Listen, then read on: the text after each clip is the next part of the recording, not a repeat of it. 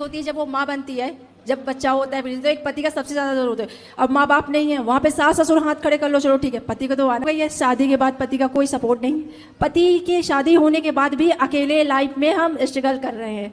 तो आज की इस मंगल में प्रश्नोत्तरी में आई हुई महिला ने महाराज जी से कहा कि महाराज जी, मैं बहुत परेशान हूँ, मेरा दुख पीछा ही नहीं छोड़ता, मैं जहाँ भी जाऊँ दुख मेरे पीछे पीछे चला आता है, लगता है पूरी ज़िंदगी दुख के लिए ही बनाई गई है।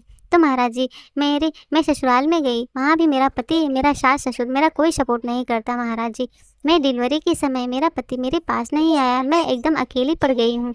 इस पे महाराज जी क्या बोलते हैं, देखने के लिए वीडियो में आगे तक बने रहिए। यह वीडियो बहुत ही मज़ेदार होने वाला है भक्तों। राधे राधे जी। बचपन से ही बिना माँ बाप की सारी तकलीफ झेली है, और अभी कोई मतलब सब तकलीफ जो है कम नहीं हो रही है। मतलब कि लाइफ में बहुत ज़्यादा तकलीफ हमने झेली है, और अब भी हर चीज़ झेली रहे, ख़त्म ही नहीं हो रही तकलीफ। मतलब जैसे लगता है कि ज़िंदगी में सिर्फ तकलीफ झेलने के लिए बड़े हुए हैं। क्या तकलीफ है आपको? जब छोटे थे, 1 साल 1.5 साल के, तो मम्मी खत्म हो गई थी। 5 साल के थे तो पापा को, बड़े पापा की लड़की ने गोली मार दी थी। इसके बाद फिर 1 महीने बाद मेरे भाई को जहर दे दिया गया था, और एक बड़ी बहन थी जिसको जहर दे दिया। अब हम 3 बहन हैं, और मेरी शादी भी हो गई है। शादी के बाद पति का कोई सपोर्ट नहीं, पति की शादी होने के बाद भी अकेले लाइफ में हम स्ट्रगल कर रहे हैं। तो लाइफ में सिर्फ तकलीफ खत्म नहीं हो रही है, हम सोच रहे हैं, जो कि सबके साथ अच्छा करने के बावजूद भी अच्छा नहीं तो हो रहा। आपके भाई को, बहन को जहर किसने दे दिया? चाचा और दादा ने मिलके, उन्होंने हमारी जमीन हड़पी, पापा को मारा, भाई को जहर दिया, मम्मी बचपन में खत्म हो गई, और अब भी तकलीफ खत्म नहीं हो रही। तो अभी वो चाचा और ताऊ हैं? हाँ, वो हैं, हमारी जमीन हड़प के रखी है, और अब भी अब उनके यहाँ अगर हम जाए तो हमको जान से मार देंगे। हमारी ज़मीन कब्जा करके रखी है। साल के थे, मतलब उस समय कोई समझ नहीं थी, उन्होंने बयान बदलवा दिया था, और अब बड़े हुए हैं तो ज़मीन का केस वगैरह देख रहे हैं, लेकिन जो उनको बिकवाने जाओ तो वो उसको धमका देते हैं। अच्छा, कोई नहीं करता? कोई भी नहीं सपोर्ट करता, कोई भी नहीं। हम 3 ही बहन हैं, और तो एक दूसरे तीनों का बहनों का विवाह हो गया? नहीं, सिर्फ एक का हुआ है। तो विवाह आपका किसने करवाया? बड़ी सिस्टर ने। आपकी बहन का विवाह हो चुका? नहीं, उन्होंने नहीं किया, क्योंकि वो बड़ी थी तो जिम्मेदारी तो थी, तो उन्होंने अभी वो मेरा। कहाँ है? अभी तो वो घर पे हैं। कोई चाचा के पास? नहीं नहीं नहीं, हम लोग अपने यहाँ ब्याह है? बड़ी नहीं करेंगे, क्योंकि वो हम लोग की जिम्मेदारी देख रही है। नहीं तो वो अपना भी, अब आपकी पूरी होगी तो वो अपना भी कर ले ब्याह। हाँ, मतलब वो करेंगी ही नहीं, वो मतलब उनको ऐसे ही, मतलब वो पति मेरे घर पे हैं। बैठो में। हाँ। तो पति ध्यान नहीं रखते आपका? पति ध्यान क्या रखते हैं, पति का कोई सपोर्ट ही नहीं। मतलब पति जैसे एक मियाँ बीवी होते हैं, तो उनका मतलब एक होता है कि अगर एक पहिया सही है, दोनों को मिलके चलना होता है। सबसे ज़्यादा एक केयर, रिस्पेक्ट, एक दूसरे को समझना, एक दूसरे के लिए साथ खड़े होना। अगर वो मतलब हर दुख सुख में साथ करना, प्रेगनेंसी लेके हर चीज़ में, तो वो किसी भी चीज़ में आज तक हमको सपोर्ट नहीं किया ना। मतलब 4 साल शादी को हो रहे, हमने उनको ईमानदारी से हर चीज़ दी, समझी, लेकिन उन्होंने कभी सपोर्ट नहीं किया, चाहे वो कोई भी। तो पति आपके साथ नहीं है? नहीं, किसके साथ हैं? वो अपने घर पे हैं। वो अपने घर पे है, मतलब अपने माँ बाप के पास? हाँ, माँ बाप के पास। तो आपको भी अपने सास ससुर के पास होना चाहिए ना? तो हम वहीं पर थे, 4 साल हमने उनके साथ दिया। अब हम आए हैं उस चीज़ को मतलब हमने काफ़ी समझाया, चीज़ें समझाई उनको। नहीं तो आपके पति क्या चाहते हैं? वो क्या कहते हैं कि आप घर पे ही रहो? नहीं, वो ये चाहते हैं कि हम उनकी माँ बाप की सही, हम उनकी सेवा करेंगे। तो भाई हमारे तो माँ बाप नहीं, तो हमको अगर वो बिटिया समझेंगे तो हम क्यों नहीं माँ बाप। लेकिन उनको क्या है कि वो नहीं समझ रहे हैं, मतलब कि उनको बस ये है कि काम करते रहो, हमको समझो। हम बच्चे से कोई लेना देना नहीं, हम ऑफिस 10 बजे जा रहे हैं, 2 बजे आ रहे हैं, तुमसे लेना बच्चे से मतलब नहीं। ये सब चीज़ें सारी, देखो ये सब हर घर में लगभग छोटी छोटी बातें हैं, होती रहती हैं। इन बातों के कारण अपने पति को, अपनी गृहस्थी को ना छोड़िएगा, पति के साथ रहिएगा। आज शादी के 4 साल ही हुए हैं, है ना? अब अपनी गृहस्थी को, आम का पौधा लगाओगे ना, पेड़, तो उसमें भी फल आने में 5 साल लगते हैं। पुराना देसी आम, वो भी 5 साल बाद फल देता है। गृहस्थी को थोड़ा मैच्योर तो होने दो, पकने तो दो। अभी 4 साल बहुत लंबा टाइम नहीं है बेटा। और पीते भी हैं, पी के आएंगे, पीते हैं। और सबसे बड़ी बुरी बात ये लगती है कि जब एक औरत को एक ज़रूरत होती है, जब वो माँ बनती है, जब बच्चा होता है, तो एक पति का सबसे ज़्यादा ज़रूरत है। अब माँ बाप नहीं है, वहाँ पे सास ससुर हाथ खड़े कर लो, चलो ठीक है, पति को तो आना चाहिए ना, होना चाहिए। तो पति नहीं आए थे? नहीं, बहन बड़ी वाली। तो आपके सास ससुर थे? नहीं थे। आपकी बच्ची का जब जन्म हुआ, बेटा बेटी क्या है? लड़की है। तो लड़की का जन्म हुआ तब सास ससुर नहीं आए? नहीं। पति भी नहीं आए? नहीं। तो आपकी दोनों की लड़ाई हो गई थी क्या? नहीं, वो आए नहीं, बोले कि हम आएंगे, तो मतलब रात है, हम आ नहीं पाएंगे, ये मतलब बहाना मार दिया उन्होंने। और हाँ, सास ससुर ने तो पहले ही हाथ खड़े कर लिए। पति को ले आना एक बार उसका भी पक्ष सुन लेंगे कि वो कहाँ गलत है, आप कहाँ गलत है। तो अपने गृहस्थी को कुल मिला के देखो, सुधारो, इसी से भला है बेटा। ऐसे बिगाड़ लेने से सब बिगड़ जाएगा। बिगाड़ लो तो एक दिन में सब बिगड़ जाता है। बनाने में बड़ा टाइम लगता है। बाबा बस मेरा ये कहना है कि बचपन से हमने सिर्फ तकलीफ झेली है, तो अब मतलब हम सब कुछ लेके चलना, सब कुछ समझदार, बट थोड़ा जैसे हम समझे थोड़ा आप हमको समझो। सही है, समझदारी से गृहस्थी चलती है। अपने पति को ले आना, हम समझाएंगे, ठीक है बाबा। ठीक है। उनको छोड़ना मत, ले आना, बात करेंगे, समझाएंगे। ठीक है। आदमी बुरा है तो सही भी तो हो सकता है ना। आप 2 बजे ऑफिस से आया, 3 बजे आ रहे हो, ये कोई टाइम नहीं। अब हमें टाइम मत दो, बच्चे को टाइम दो। बच्चे से तो प्यार होता है, चाहे आप हो, हमें कोई भी हो। होगा। क्या करता है पति आपका? अमेजोन में ऑफिस में काम जॉब करते हैं। ठीक है, पति है, काम करता बेचारा, काम भी तो करना जरूरी है ना गृहस्थी चलाने के लिए। काम थोड़ा कर- जरूरत पड़ती है, कैसे गृहस्थी चलानी होती है, अनुभव होता नहीं है, समझाना पड़ता है सत्संग के द्वारा। ले आना हम। राधे राधे। जी गुरुजी, मेरा ये प्रश्न है कि एकादशी हर बार क्यों आती है, कारण क्या है? जैसे संडे मंडे ये 7 दिन हैं प्रतिपदा से लेकर अमावस्या तक। प्रतिपदा, द्वितीया, तृतीया, चतुर्थी, पंचमी, षष्ठी, 10 के बाद 11। हाँ, जैसे 10 के बाद 11 आएगा ही, उसी तरह 10वीं तिथि के बाद एकादशी तिथि आएगी ही। और महीने में 2 बार तिथि आएगी। जैसे महीने में 4 बार 3 बार संडे आ जाते हैं, आएंगे ही जाएंगे, कहाँ घूम फिर के आने आना, ऐसी तिथियां हैं ना बेटा। अगला जब गौरी गोपाल विद्यालय जो बन रहा है वो जब बन जाएगा तो कक्षा 1 से लेके 12वीं तक। गुरुजी राधे राधे। जी गुरुजी, मेरे 2 प्रश्न हैं। पहला, एकादशी में सेंधा नमक खा सकते हैं? खा सकते हैं। और दूसरा, सीता माता रावण की बेटी कैसे थी? सीता माता जनक जी की बेटी हैं, पृथ्वी से प्रकट हुई हैं, तो पृथ्वी की बेटी हैं, पृथ्वी उनकी माता है। कि एक बार रावण ने संतों को मार कर एक घड़े में संतों का खून भर लिया और मंदोदरी को दे दिया कि संभाल के रखो।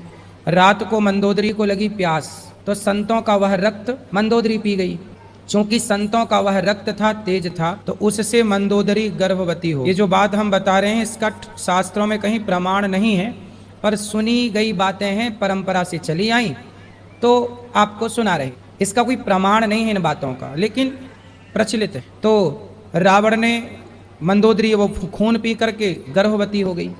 फिर उन्होंने, रावण ने गर्जना की, मंदोदरी का गर्भ गिर गया। उसी गर्भ को उसी घड़े में डालकर रावण ने उस घड़े को जमीन पर गाड़ दिया, जनक जी की जमीन पर।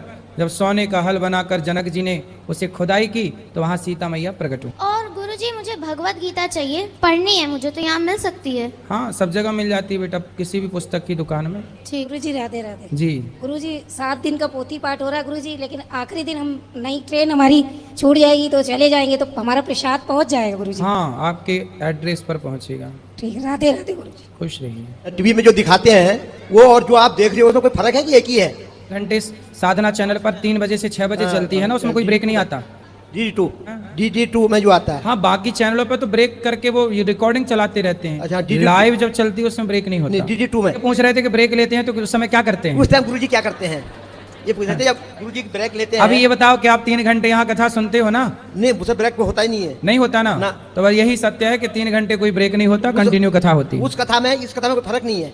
फर्क कुछ नहीं है, ऐसा है ना, अब रिकॉर्डिंग लोग चलाते रहते हैं अपने अपने तरीके से। जहाँ ब्रेक लगाना हो वो टीवी वाले ब्रेक लगा देते ब्रेक हैं, लगा। पर जो साधना पर लाइव चलता है वो 3 से 6 वो कंटिन्यू लाइव होता है। सुबेरे जो आता है सुबेरे। अरे 3 बजे दोपहर। नारायण गुरु जी, जी हम लोग अंबिकापुर सूरजपुर जिला से आए हैं। बताओ। आप जब अंबिकापुर गए थे तब हम लोग गुरु दीक्षा लिए थे अगस्त में, और फिर वहीं से फिर हम लोग आपके सेवा से जुड़े हैं। मैं अपने ससुर को लाई, मैं दोनों जन लाए हैं हम लोग पोथी पाठ के लिए, गौदान के लिए, संपूर्ण क्षेत्र के लिए। मैं चाहती हूँ गुरुजी कि आप मेरे दोनों बच्चों को आशीर्वाद दीजिए, वो नहीं आ पाए हैं। खुश रहें दोनों बच्चे, खुश रहें। और मेरे ससुर जी का तबीयत खराब रहता है, मैं चाहती हूँ एक फोटो आप उनसे अच्छा खिंचवाएगी, जिसको फ्रेमिंग करके मैं घर में रखूंगी। खिंचवा लेना फोटो, अभी बैठेंगे ऊपर। जी, इतना आशीर्वाद दीजिए कि आपकी सेवाओं से हम जुड़े रहें। इतना सेवा देखने के बाद तो मैं सोच ही नहीं सकती कि मैं किसकी शिष्य हूँ। मैं समझ ही नहीं पाती हूँ, सब तरफ देखती हूँ सेवा ही सेवा, सेवा ही सेवा। मैंने तो ऐसा सेवा कभी अपने जीवन में देखा ही नहीं था। 2-3 साल से, जब से मैं आपसे 3-4 साल से जुड़ी हूँ, तब से आपकी सेवाओं को देख रही हूँ। मैं आपसे बहुत देख के आपके सेवाओं को मैं बहुत खुश हूँ गुरु जी। खुश रहिए। आपके जैसे गुरु मेरे को मिले हैं। सुखी रहिए। गुरु जी के चरणों में कोटि कोटि प्रणाम। जी मैया। गुरु जी, आप जो बताते हैं कि जीते जी तेरी ही कर लेना चाहिए, तेरा बड़ा ब्राह्मण को खिला देना चाहिए, पिंडदान कर देना चाहिए, वो कैसे करेंगे? अन्नदान करो, साधु भसंत भोजन करें, यही ना जीते जी अन्नदान। मरने के बाद जो होगा होगा। जीते जी अन्नदान करो, यही है। अन्न दान तो करते हैं। बस वही है। गुरुजी राधे राधे। हाँ बेटा। महाराज जी मेरा प्रश्न ये है कि हम एकादशी के दिन चावल क्यों नहीं खाते? क्योंकि सारे पापों का वास अन्न में होता है एकादशी के दिन। पीपल में भगवान का वास होता है एक दिन। आंवला नवमी को भगवान का वास आंवले में होता है। उसी दिन उसी प्रकार एकादशी के दिन चावल में और अनाज में पाप का वास होता है, इसलिए नहीं खाते। ठीक है महाराज जी।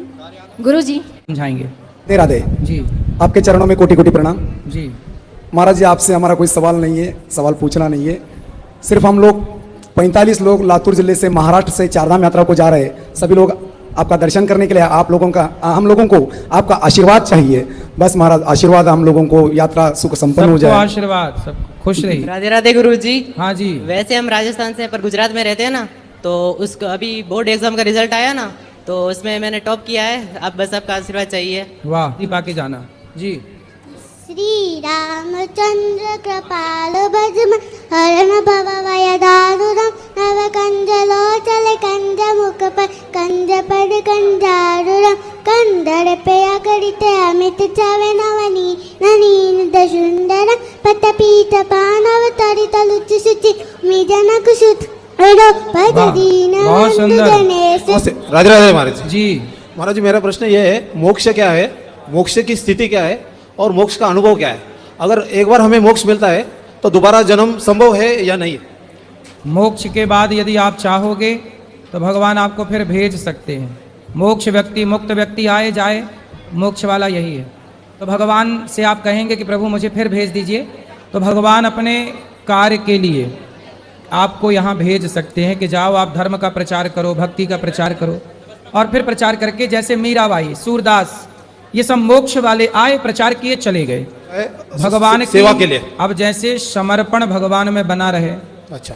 अब जैसे संत हैं, भक्त हैं, ये कौन है? ये मोक्ष ऑलरेडी है इनका। अच्छा। ये तो भक्ति का प्रचार करने आते हैं और अपना चले जाते हैं। अच्छा ठीक है, धन्यवाद जी।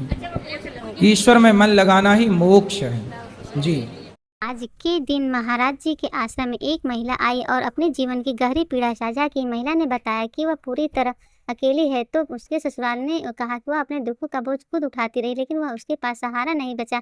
महाराज जी ने महिला की बात पर ध्यान से सुनी और उसे जीवन से संतुलन बनाने, मानसिक और भावनात्मक शक्ति प्रदान करने के उपाय बताए। आश्रम में आए अन्य लोग भी इस घटना को सुनकर प्रभावित हुए। सोशल मीडिया पर इस घटना के वीडियो और कहानी तेजी से वायरल हो रहे हैं। लोग महिला के अकेलेपन और संघर्ष को देखकर भावुक हो रहे हैं, आश्रम की मदद और मार्गदर्शन की प्रशंसा कर रहे हैं। अगर यह वीडियो पसंद आए तो वीडियो को लाइक, चैनल को सब्सक्राइब, कमेंट में राधे राधे लिखना न भूलिए।